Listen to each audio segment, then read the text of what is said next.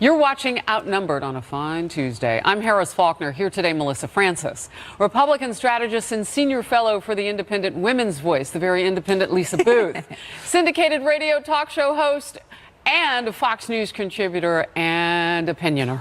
Is that a word? Leslie Marshall. I like it, though. And joining us in the center seat, Fox and Friends weekend co-host Pete Hegseth with a military to civilian salute. Absolutely. On Outnumbered. We appreciate that. Thanks. Also, I like know you do. the matching socks and tie. Why not? No, did you catch it? It's the more than shoelaces that. and the bottom of the shoe, the socks, and It's a little the too tie. much, but No, we no, can it's you not. believe I like it. ladies are No, great. it's perfect What I for like- a summer Tuesday. Exactly. What I There like you is go. how you color coordinated his tie with my dress. Oh, how I like a little color wheel. You're obviously All right, we better move on. You We're didn't getting even bored. need to with Pete. He did it on his own. Polls showing a dead heat in that special election in Columbus, Ohio area. Republicans have been pouring in resources and Democrats pushing hard for an upset. The two candidates, Democrat Danny O'Connor, Republican Troy Balderson, casting their ballots today. President Trump endorsing Balderson and speaking at a recent rally for him. The president today tweeted, Ohio, vote today for Troy Balderson for Congress. His opponent, controlled by Nancy Pelosi, is weak on crime, the border, military vets, your Second Amendment, and will end your tax cuts. Troy will be a great congressman. President Trump, with a pretty good record on his endorsements of the Republican candidates so far this year, 20-1 to be exact. And while the president looms large over the Ohio race, today's special election is also raising some big questions about the larger picture for both political parties headed into November. So, Leslie, if you have to look like a moderate, how do you win like a socialist? Like, this might But be you one don't. place, but that's not going to win all over the country. You don't. Exactly. Like it's been said before, and I've even said, Brooklyn, New York is not Brooklyn, Iowa. We do have a party, just like Republicans have a party, where there are different factions of the party. And the Democratic Party right now obviously is very left or socialist. And then the more moderate Democrats, like me and others, and we are There out aren't there, many of you Pete. left, though, Leslie. No, I think, but also in this race, what we're seeing some patterns. If you look at what happened in Pennsylvania's 18th and Georgia's 6th, the Democrats put forth a non-politician, a 30-something-year-old, some But he new did fresh have some faces. political moves, though, because he tacked right on issues like abortion, right? So he may be, quote unquote, a non-politician on paper, but on some paper, of your party are tacking, and that's a very politically calculated move. But obviously, because you want to win, right? I mean, when you have Republicans putting out there another 50-plus something white guy who has a lot of political background. But is it sincere? So, Leslie, I saw you as Lisa was talking, nodding your head. Why? That's always nice. Because like she said, Republicans need to be concerned. Remember, this district in Ohio is not going to be the indicator of a blue wave by a victory necessarily, but also looking at a margin. Classic But no. If we win, we win, and we lose, we Melissa's going to like this. I'm going to say something. Okay. She's going to say I like it. Numbers, right? You like numbers, right? Yeah. You're good at numbers. And this comes down to numbers. I mean, there are more Republicans and more Republican money now that's coming in. Before the Democrat was up on the dollars. Of course, they want to and win. the Democrats historically have not come out, and there are just numerically more Republicans to go out and vote than there are Democrats. However, if you look at these margins and you have 23 seats, even if it doesn't bring it down to 22 in Ohio, the overwhelming majority are in my state, California. And Okay. I'm Wait, does I'm Melissa predicting like it? a We got tsunami it, in but my state. all politics is local, is what I will say there. All politics is also national. The Iran sanctions back on as of midnight this morning. The Trump administration reimposing the first batch of economic penalties since President Trump decided to scrap the nuclear agreement back in May, calling it, quote, the worst deal ever negotiated. The president today tweeting, the Iran sanctions have officially been cast. They are the most biting sanctions ever imposed. And in November, they ratchet up to yet another level. Anyone doing business with Iran will not be doing business with the U.S. I am asking for world peace and nothing less. National Security Advisor John Bolton says the sanctions are already having an impact. We think the sanctions that went into effect at midnight actually began to have an effect back in May when the president pulled out of the wretched Iran nuclear deal because many businesses around the world didn't want to risk losing business in the United States in order to continue to do business with Iran. So the implications are already pretty profound. They'll grow more profound in November when the oil-related sanctions kick in as well. But House Democratic leader Nancy Pelosi slamming the president, saying in a statement, quote, "Far from making us more safe, the president's latest ill-informed attempt to dismantle the successful Joint Comprehensive Plan of Action makes America and our allies less secure. This counterproductive action only diminishes America's international credibility, erodes our relationships and with our NATO and EU allies, and sets back the path towards a more stable region and peaceful non-nuclear future. But reimposing the sanctions may be already having the intended effect. Iran's president saying his country is open to negotiations with the U.S. if there is, quote, sincerity." Pete, I'll ask you first. I mean, you look at, if you say you can do business with us or you can do business with them, Europe leapt in because they wanted to do business with Iran. They saw it as a large untapped market. There was young people, they were going to buy iPhones, they were going to drink Coca-Cola, they were going to be democratized. That has not happened. None of the money got to them. And if you look at it, there is rioting in the streets. I think both, you know, if you ask anyone in the EU, you want to do business with us or them, it's also about the fact there's not a lot of business to do in Iran, as it turned out. Economic power still matters, and these leaders in the EU may say, hey, we don't like this, we want to keep the deal, we think the deal could have worked. Trump ran on scrapping it. He scrapped it. They ultimately have to make that choice, and indications are showing that Europe's going to side with America because they understand for their own economic benefit. It makes a lot more sense to go along tacitly, even if their rhetoric's going to say America shouldn't have done this. And this just puts that much more pressure on the regime. And I know they're saying they don't want regime change. It's because they want the conversation toward denuclearization. But all of this is destabilizing, which is exactly what happened in North Korea before President Trump sat down with them to talk about a pathway. Right. Ultimately, what you have to stay focused on is Iran can't have nukes. And I know that's what John Bolton thinks and Pompeo thinks and the president thinks. This needs to be all tools toward that end state. And even more than that, if they just don't have money to fund terror around the world, if you just cut off what they're sending to Hezbollah and everywhere else. But they're always going to have money. Yes. Isn't that a good thing? Harris is right. They're always and what money. This does, in my opinion, it fans the flames of the haters, and they're going to write bigger checks. The bottom line, again, numbers.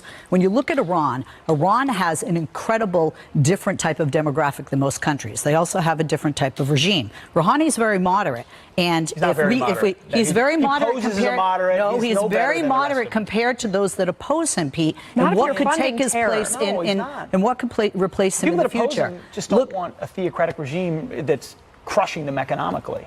Let's look at the demographics of Iran, okay? The demographics of Iran are many more males than females, extremely high unemployment, very youthful population. When you have so many young men who are then angry financially because we're oppressing the people, not these leaders, they're living fine and why are they with our sanctions. Protesting the leaders? They're protesting the leaders, but if you notice what happens, the way Iran does, unlike our country, thankfully, what do? They arrest people, they use violence, they kill people, people disappear, they torture people. These people so we should will rise up not just to get what's the solution? we don't punish the people for a deal that's not going to happen. Chose not. Fox News Alert Special Counsel Robert Mueller's star witness Rick Gates is back on the stand today in the financial fraud trial of Paul Manafort.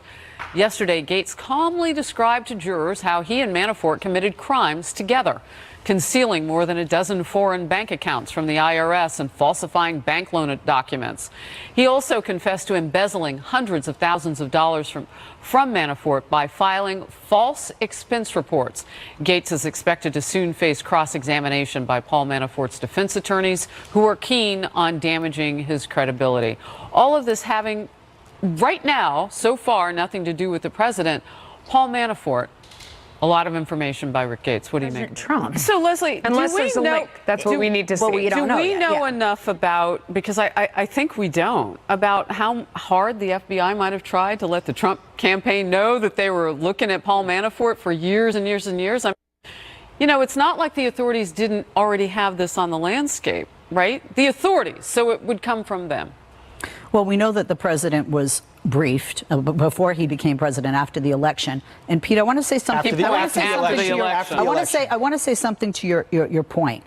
This is 18 counts. This is not one count. And I understand, you have to understand Mueller's position and his job that he is tasked with is threefold. There's collusion, there's obstruction of justice, but there is Russian election interference, okay? Which this is part of the broader investigation of. So from where I sit a legal perspective, from where I sit it, it's his is he supposed to say, you know, I feel I'm like just you're going to hurting throw your own this case, away? though. No, you just laid out buckets that this has nothing to do with. Lots of indictments of things I that didn't aren't. say that. What I say is, if you are investigating something and you find crimes along the way, do you ignore those as an independent counsel? I think Manafort clearly has done things that are illegal, and he's probably going to be Mueller in is big doing time his legal job and trouble. doing the right thing, and we should want to pay our tax dollars to have consistently seen justice things that served. have nothing to do with Russian collusion. Mueller or might anything. be doing the right thing, but he's inside not the doing his courtroom job. from the very beginning, the judge said, we aren't going to bring up anything that has to do with collusion or any of that, so that we could concentrate on this. This isn't Manafort's only go, though, in court. Go Well, that's ahead. right. Mueller might be doing the right thing by following illegality, but he's not doing his job. I mean, ultimately, that's not what we didn't send him. This could have been done by the Justice Department without a special counsel. All of these indictments you don't know where his dots go. You don't see here we his are, playbook. 2 years later. No, you don't and we see don't his have. playbook. Oh, his playbook is on the front page of the New York Times when it needs to be. And if they had anything right now, you better believe it'd be A1 for 2 weeks But straight. see, I think give you a Fox News alert. Lots of focus on Ohio's special election today, but there is another big test of President Trump's influence. In Kansas, President Trump bucking the GOP establishment, endorsing firebrand Secretary of State Kris Kobach in his gubernatorial primary against the more moderate incumbent governor, Jeff Colyer.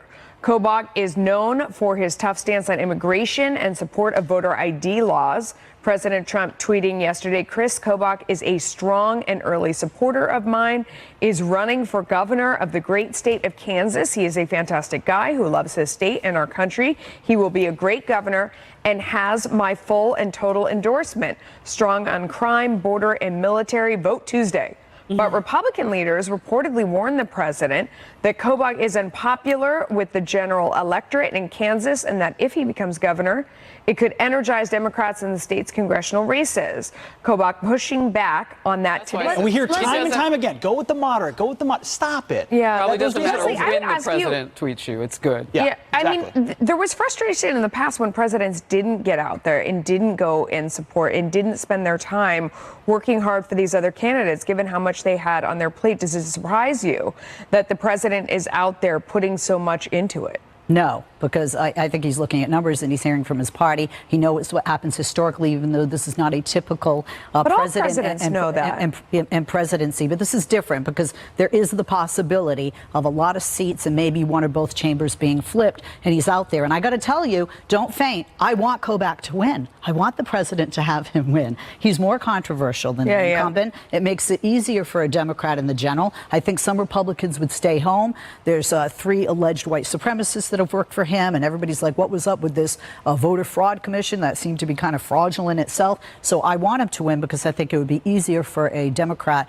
in the general in a very red district. But I think for President Trump, there is that loyalty aspect because Kobach was an early supporter of President Trump. So, I think President Trump has demonstrated that he's loyal to many of those people that were with him and have been with him. Yeah, he's remaking this party in his image. This is a guy who's been behind him, and I just don't buy it. I mean, I feel like when Republican grassroots are energized, they come out and vote. And Kris Kobach does that. A moderate governor who is kind of just, it doesn't get the base out the way you need in Alabama, 2018. Roy Moore. Fox News alert. We are awaiting President Trump's legal team's response to Robert Mueller. We expect to get it in the form of a letter. It will set terms for an interview with a special counsel and likely reject any in-person questions about obstruction of justice. The president's legal team says they will consider some questions of obstruction in writing only. They also want questioning limited to events before the inauguration. I believe that. I think the president wants to, like many people think when they sit down with a counsel and a prosecutor, they think that they can outsmart them, or they can convince them, or they can show how they're wrong. Well, they're innocent and they want the ability to clear their name. I think whether a person, I'm not saying whether he's innocent or guilty here. I'm saying that could be a motivation. That if I were advising him, if I were Giuliani, I would not let him have this one-on-one because he thinks it's a good idea. I don't think it's a good idea. I think he's going to open up a can of worms that aren't even there for him, perhaps. The situation much worse for him. But you also look at something like Michael Flynn, who told congressional investigators that the FBI agents didn't think that he lied, and then as soon as Mueller takes over, he pleads to, one count of perjury, essentially. So I think there's concern that maybe they just try to find something, period, as Judge Ellis said in the Manafort case, that basically Mueller is gunning for impeachment or prosecution. And what I think is interesting is there seems to be a focus on the obstruction of justice aspect of this, because I think that's really the only level of vulnerability. Marco Rubio said on Fox News on Sunday, makes sense, right?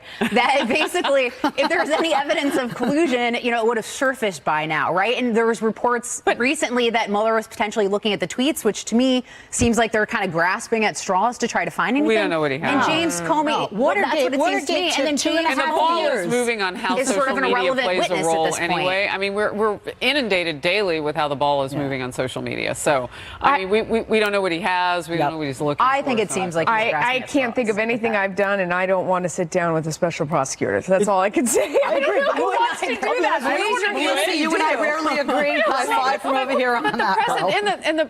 The president. Like a good show. All right. Well, Hollywood is not letting up in its ongoing attacks on President Trump. West Hollywood City Council voting unanimously to ask the president's Walk of Fame star, which has been the target of repeated vandalism, to be removed.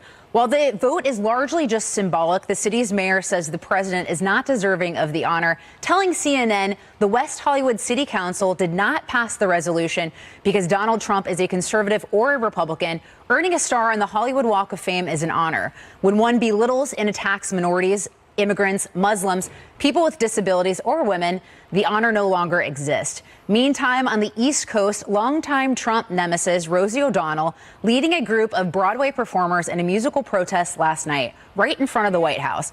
Cast members from Hamilton, Wicked, and Les Mis singing show tune favorites as part of an ongoing anti-Trump demonstration, which is now in its 23rd day. Take a listen. Will you join in our crusade? Who will be strong and stand with me? Somewhere beyond the barricade, is there a world you long to see? And Rosie took this jab at the president. And we're going to keep coming back until he's out. Let the president know in no uncertain terms that we are alive, awake, and we are woke. We are not going away. Good silent people are the wind behind evil. I think it's safe to say Rosie O'Donnell and Donald Trump have a history. But Leslie, you had told me that your response to this would surprise me. Okay. All right. Are you listening? Rosie, my fellow Democrats, we are woke. We march, we protest, we sing, and I'm not going to do that today, although I did consider it to say this. You have to vote. If they don't vote, it doesn't matter. Historically, Democrats do not show up in the midterms. They keep saying that they want Trump to be a one-term president, that they want to vote them out, hashtag vote them out, blue wave, blue tsunami. None of that happens because as great as we are at marching and protesting, we're not as great voting. We saw this happen in the general election. 2016, hundreds of thousands of people in this country marched the day after the election, and my man on the street, man on the street for my radio show went out there and interviewed and said, who did you vote for? Do you know what they said? Oh, well, I didn't vote. I stayed home. Or I thought Hillary had it in the bag. You can't do that. You have to get out and vote. I'm moderately surprised. So the singing is lovely, lovely and entertaining, but it's not effective. Well, so you know a thing or two.